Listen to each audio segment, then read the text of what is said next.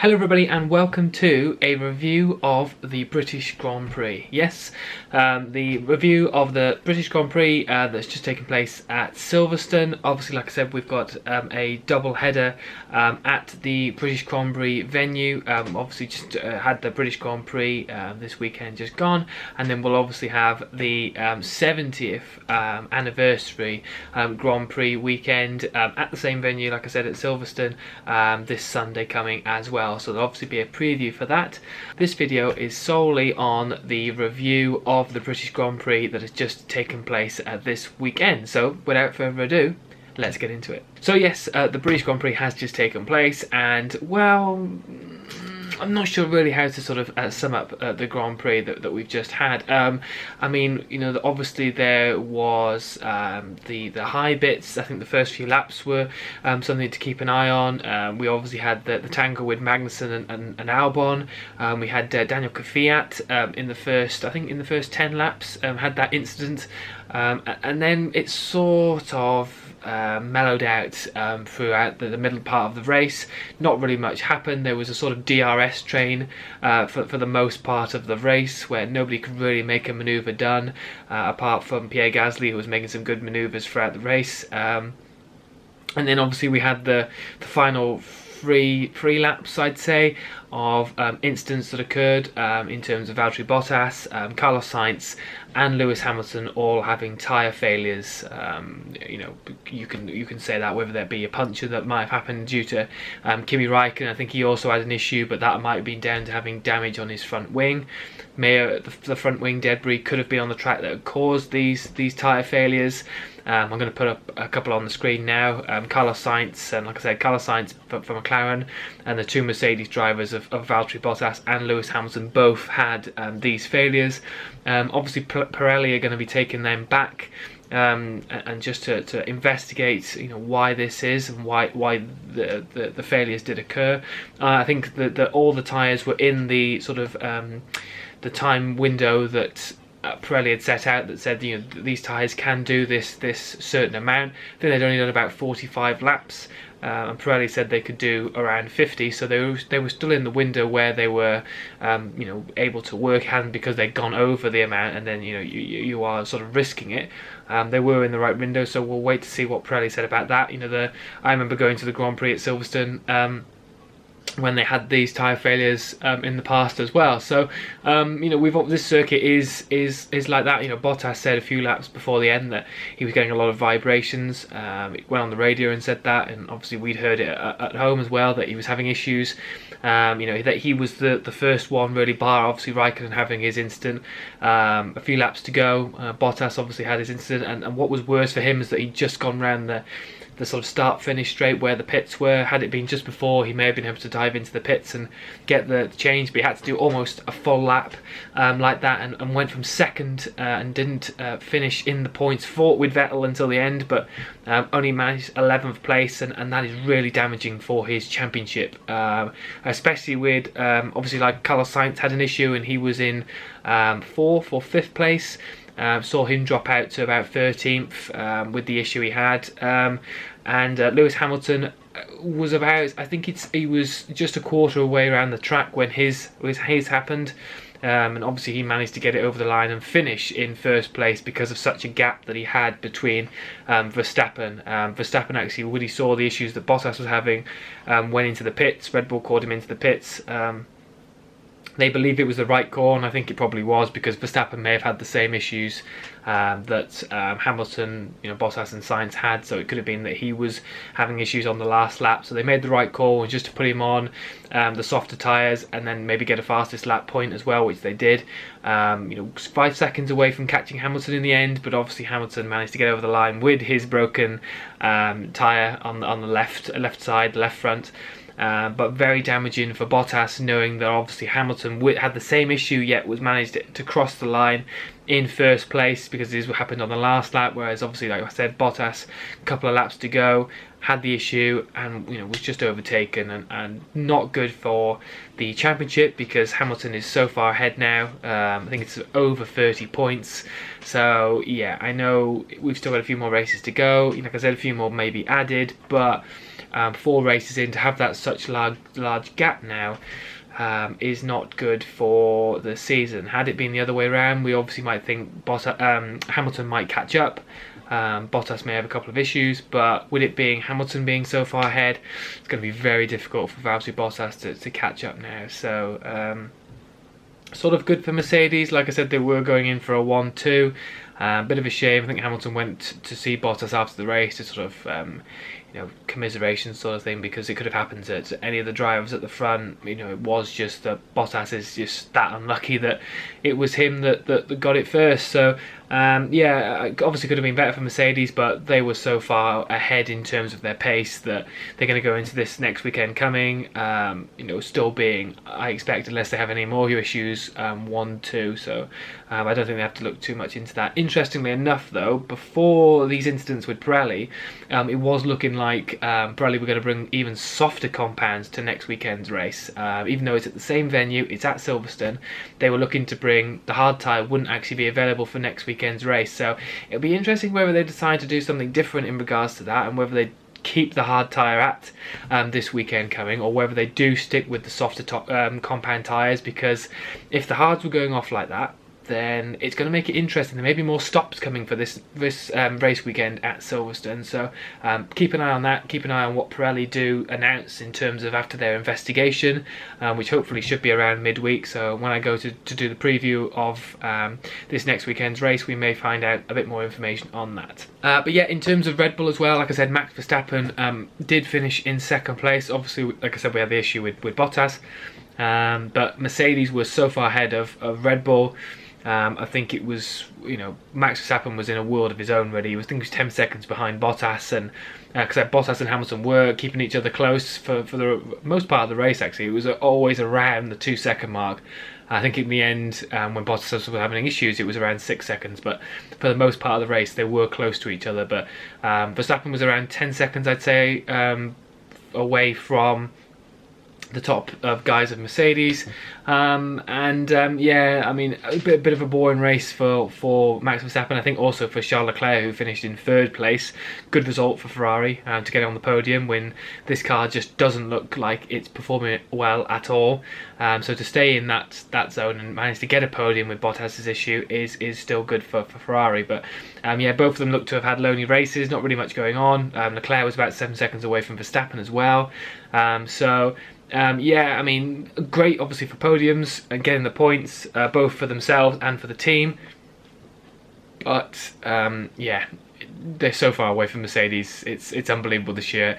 I was hoping that they'd close the gap, but it looks like Mercedes have just stretched that out even more, which obviously is full credit to how well they've done over the winter. But yeah, that was for Verstappen's side. For Albon, again, a little bit disappointing for Alex Albon.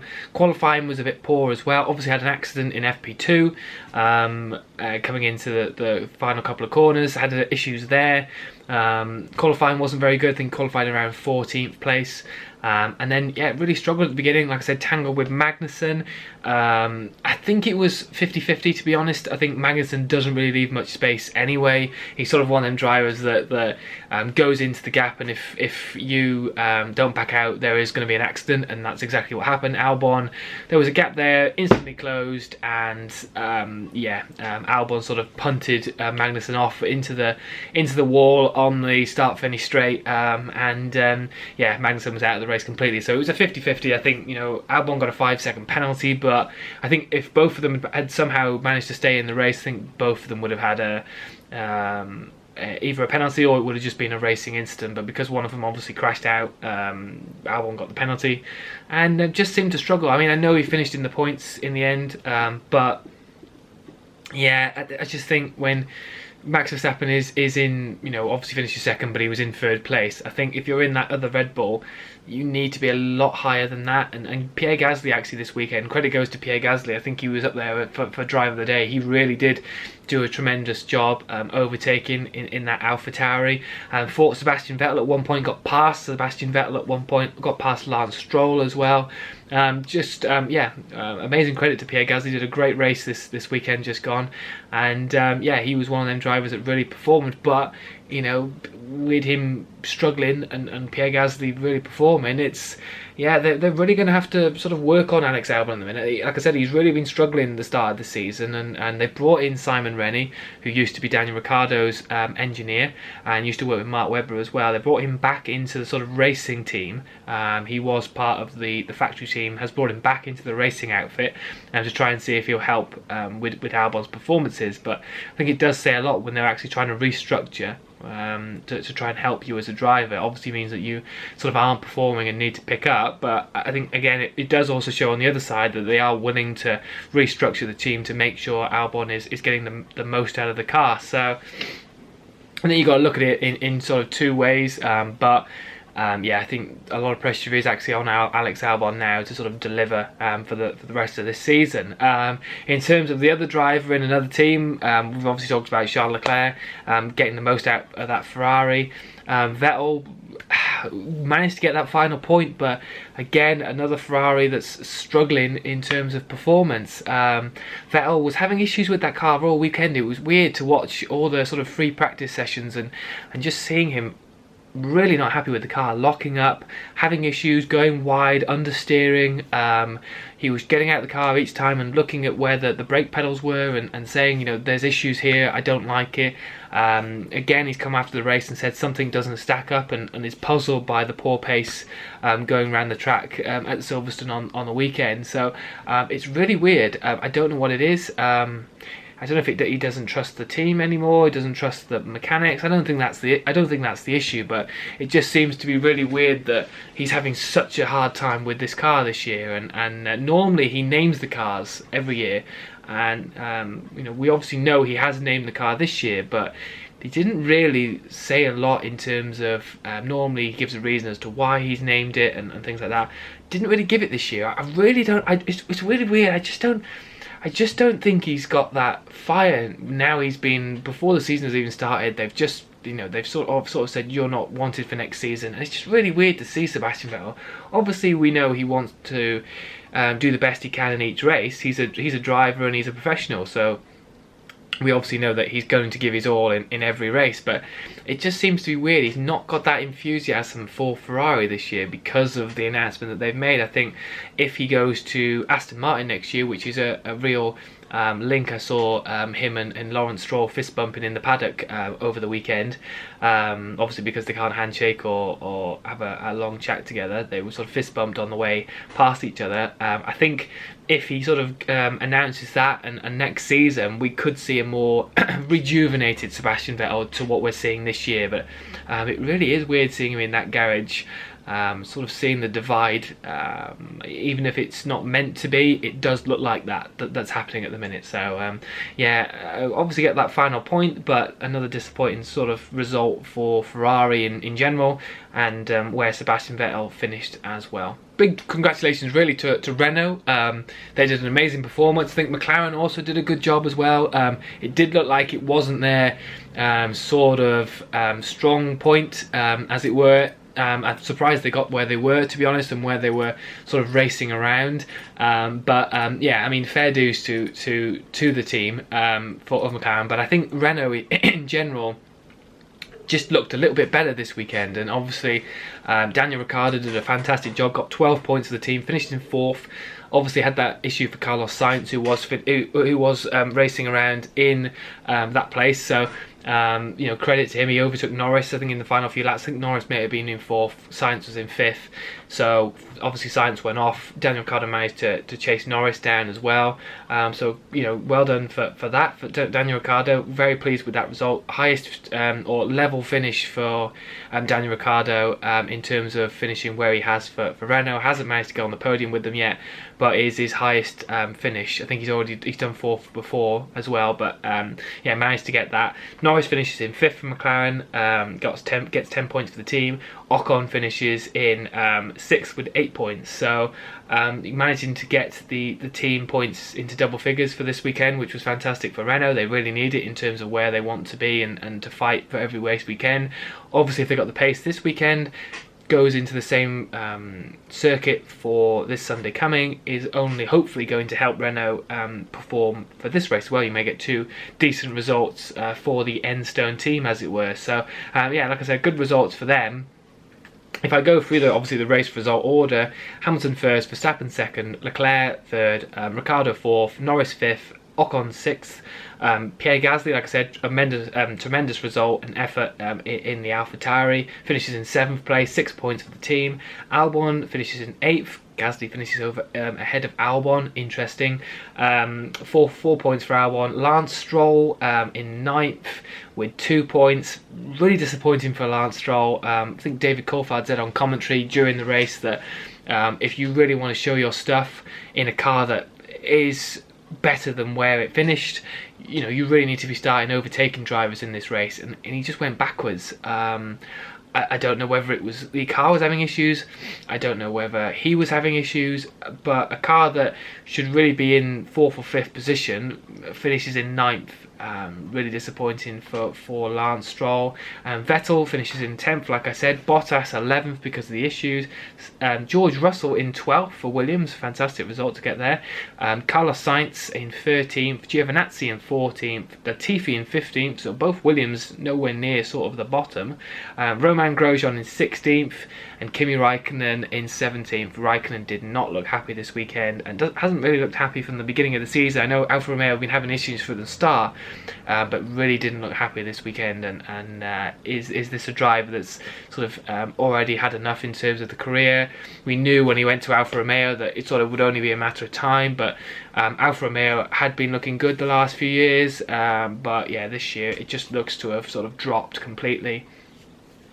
So whether he stays in the sport next season, who knows. Romain Grosjean, like I said, just finished above him, but did have a few issues with defending overtakes that were coming his way.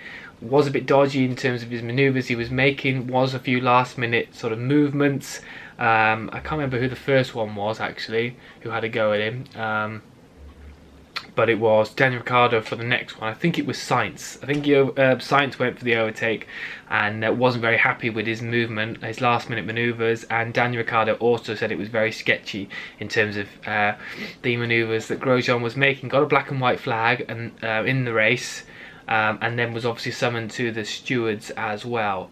So yeah, not sure the result of that. I think he just got a little bit of a slap on the wrist, but I think he's one of the heads of the sort of drivers. So will be interesting going into the drivers briefing for this weekend coming, because I expect it will be brought up about his manoeuvres that he was making. So yeah, that would be interesting if we could have that series back where they sort of put the camera in the drivers briefing. I think it would be quite awkward going into this one coming. And then we've got Daniel Kvyat, who, like I said, had an issue, has blamed it on himself, although it did look like the sort of tyre just sort of moved around, whether there was an issue with the tyre, but he's blaming himself. He said he was looking down at the controls because he was having issues with the car, so he was trying to change settings and just misjudged the corner, as it were. So that was quite an accident as well, so good to see him get out. Kevin Magnussen, like I said, I've already mentioned. And what can I say about Nico Hulkenberg? Absolutely fantastic. I was over the moon when it was announced that he would be the one to replace Perez. Unfortunately for Sergio Perez, did sort of come back. His test result was positive due to him being away and going back to Mexico to see his family. Did come back positive for his test, so obviously had to self-isolate. Not sure if he's coming for this weekend. It hasn't been announced yet. I don't think it'll be the case.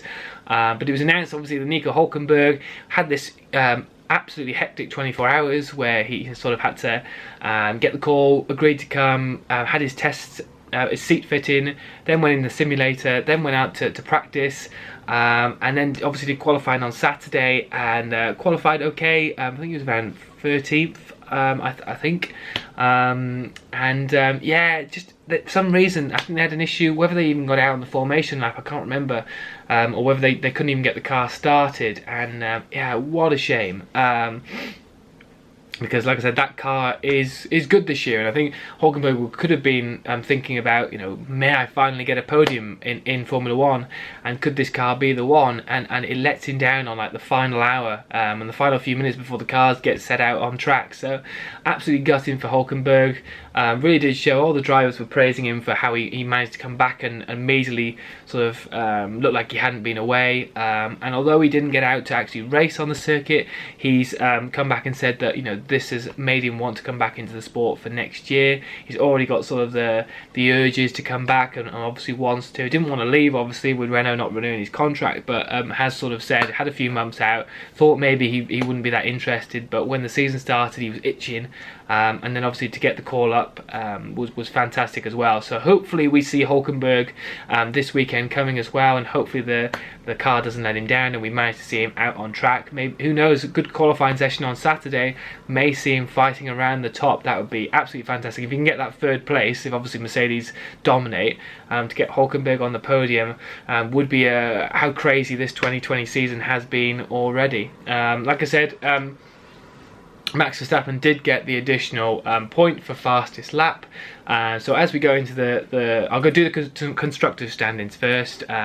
Mercedes completely had it front, 146. Second is Red Bull on 78. McLaren in third still with 51. Ferrari with 43. Racing Point 42, so very close between them.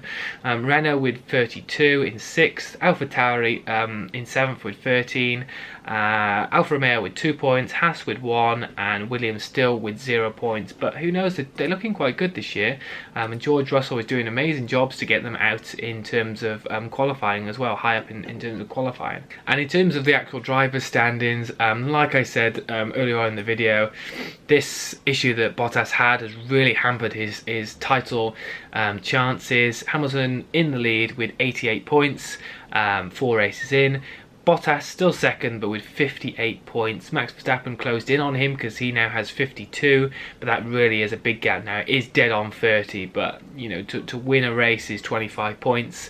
Hamilton needs to have a retirement for Bottas to be anywhere near him again. So you know, Lewis doesn't really retire, so yeah, he maybe had to claw some points back, but yeah, sort of, I don't want to say the luck that Lewis Hamilton has, but he's always quite lucky in terms of not getting retirements. It seems to always be Bottas that has the issues, so yeah, I think it's going to be very difficult for Bottas to sort of catch that up now, which is very disappointing because I would have loved a championship to continue throughout the year. You know, who knows? You know, Hamilton may have some issues, but you know, it doesn't really look like that. Max Verstappen, like I said, third. Norris still in fourth place with 36. Leclerc in fifth with 33. Claude back with his third place this weekend. Albon still in sixth place with 26, but he is quite close behind with Perez. Obviously, Perez didn't score any points this weekend. Lance Stroll did manage to claw some on his teammate, so he's on 20, so he's only 2 points behind.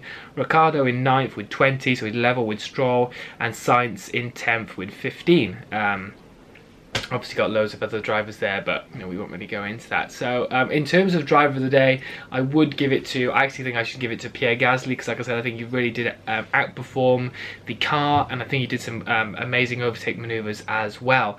In terms of the actual race, like I said, good first few laps, good ending to the race weekend. Didn't know who was going to finish in first place, who was going to finish in second. It sort of with the tyre failures sort of brought the last few laps up in the air. So I'd say good first beginning and end, but the middle was a bit boring. It was a sort of DRS drain, and that's DRS train, should I say, and that is the issue with Formula 1 at the minute. So I'd probably rate it a 7 out of 10. Hopefully this weekend we get some more excitement, and we also get to see Nico Hulkenberg out on track as well. But yeah, that's the review of the British Grand Prix. Hope you guys enjoyed it. Please let me know your thoughts in terms of the weekend as well. Will we see Hulkenberg on the grid next weekend, or may they try somebody else? And do you think that is it for the season now for Lewis Hamilton? Thank you very much for watching, and I'll see you in the next one. Take care.